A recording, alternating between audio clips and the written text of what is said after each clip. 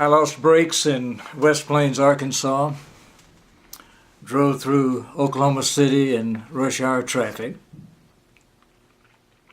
dropped a muffler less than an hour from home.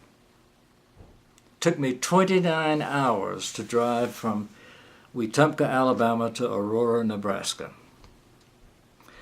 This is a story about the truck I drove and the man who gave it to me. 1964, my daddy bought a Night View Volkswagen pickup truck. It was probably, I was the only one in the county, I'm sure, and probably was for years after that. It was a workhorse. Dad worked it hard. He'd take it out and scavenge walnut and cherry trees that had been uprooted by storms. He'd cut them into 8-foot lengths, stack them on the truck, as many as he could get on it, take them back to the shop where he taught woodworking at Holtville High School. Dad had a perfectly good Studebaker car, but he was more at home in that truck than he was, and I could still see him with that little stub of a cigar in his mouth. And he drove that truck for 12 years after he retired, and then it sat in an open shed for 17 years after that. The only reason he quit driving it is because he could no longer get up into the driver's seat. And I would go home while it was sitting in the shed. I would go home and Mother would say to my dad, "When are you going to give your son that truck?" And his answer was always the same: "When I get through with it." Well, came a time when Mother had died. Dad was at home by himself, and I was home visiting with him, and just out of the blue he said, "You might as well take that truck." I was glad to get it. I was excited about it, but I was also very sad because I knew it was a matter of letting things go. I remember one time when Dad was still driving, I came home and we were out in the shop, and he said, "I wrecked the truck the other day." I said, "Oh, were you hurt?" He said, "Oh, no. But he said, I said, "What happened?" He said, "I was coming home from the shop. It was about dark, and I ran up on the back of a tractor who didn't have any lights, and I was almost on top of him before I realized it. So I just, I hit my brakes and pulled over to the shoulder, and I got a little bit too far, and it rolled down this steep embankment and rolled over on its top." I said, "What happened? How'd you get it out?" And he said, the man on the tractor never stopped. I guess the tractor was making too much noise, and he never looked around, so he didn't know what was happening. He just drove on. But Monk was a friend of my dad's, said Monk was coming along right about the time it happened, and he helped me. We turned the truck over, and I drove it home. No problem. But there's this big dent in the top of it. Now, he said, "Don't tell your mother, because she doesn't know about it, and I don't want to bother her." I said, "Okay."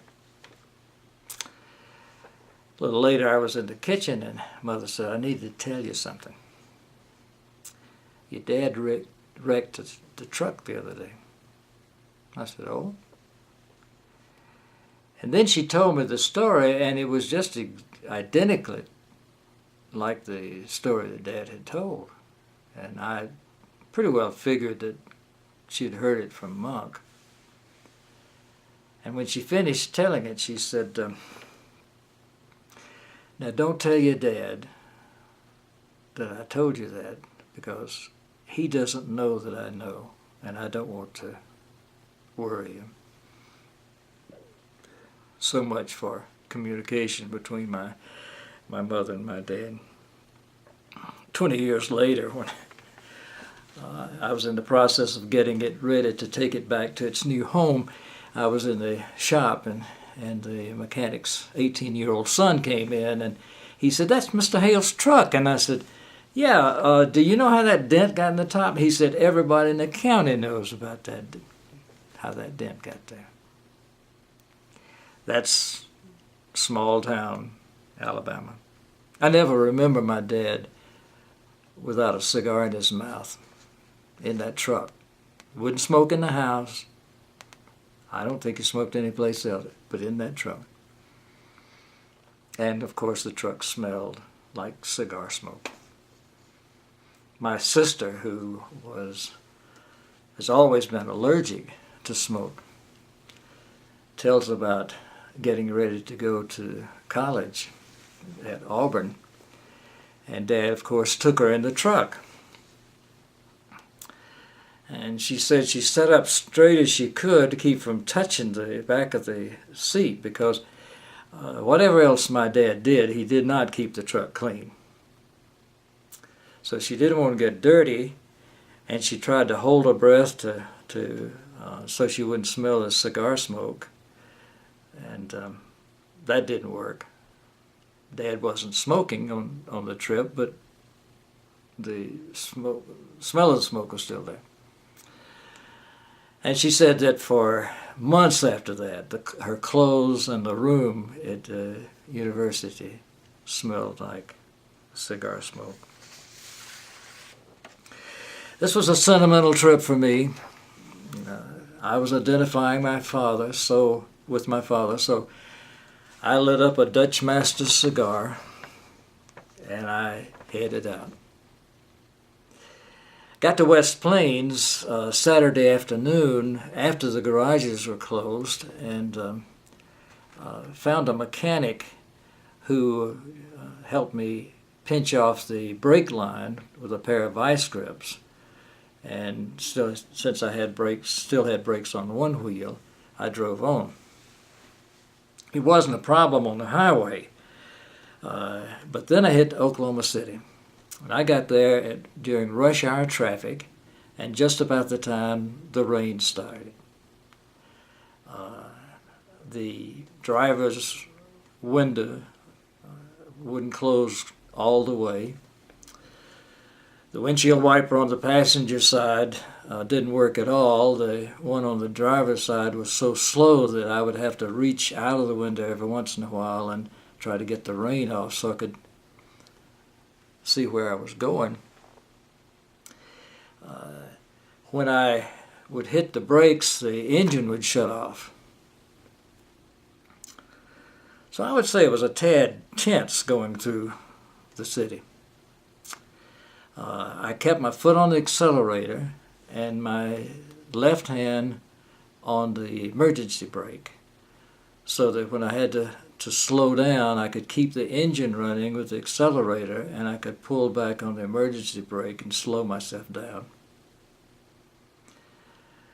Then when the muffler fell off, I was less than an hour from home, and I was too close to home to stop, so I just broke off the muffler and threw it over in the back of the truck and went home. Those are some of the facts about the trip. There are more to tell there, of course, but they don't begin to get at the heart of the story. The gas gauge didn't work.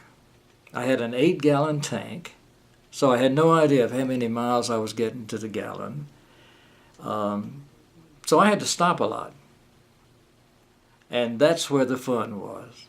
It was a great conversation piece. Most people hadn't seen one.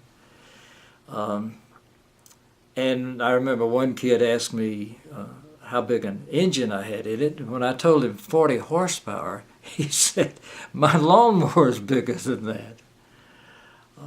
And I told one guy when he asked me how fast it would go, I said, "Well, it'll do 0 to 60.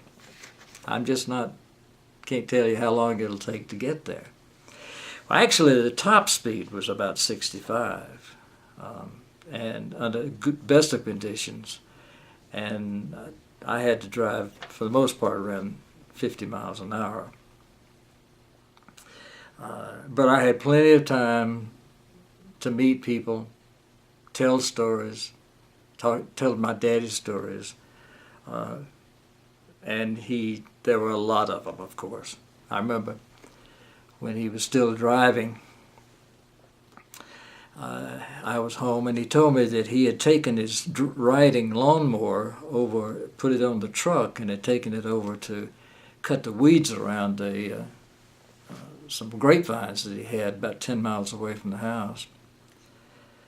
And I said, "Dad, how'd you get the lawnmower up on the truck?" Because I don't know, some of you may know that the bed of a Volkswagen truck is about waist high. And he said, I found a couple of boards and put the ends up on the bed of the truck and just drove it up. Well, that's a pretty steep incline. I can imagine him doing that. And I said, "Well, it works, but how'd you get it off the truck?" By that time, my dad had developed a problem with his neck. He could not turn around and look behind him. And I could just imagine trying to back a lawnmower off the truck and not being able to see behind you.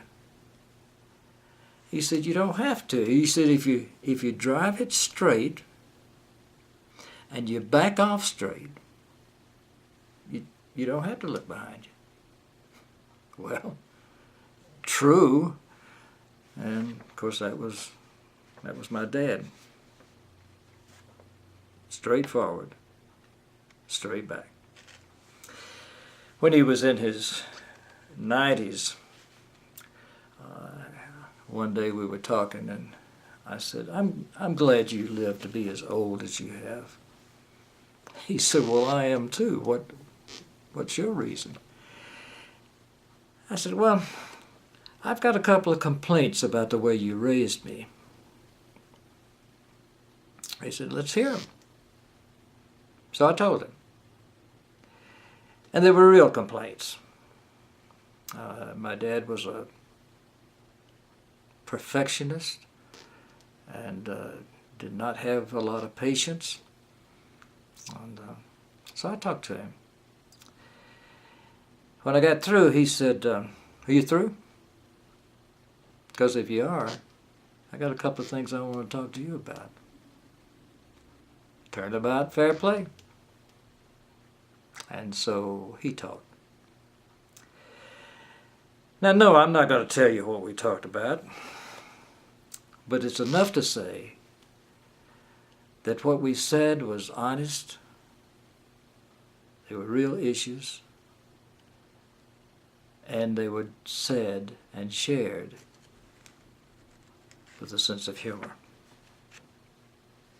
That was my dad.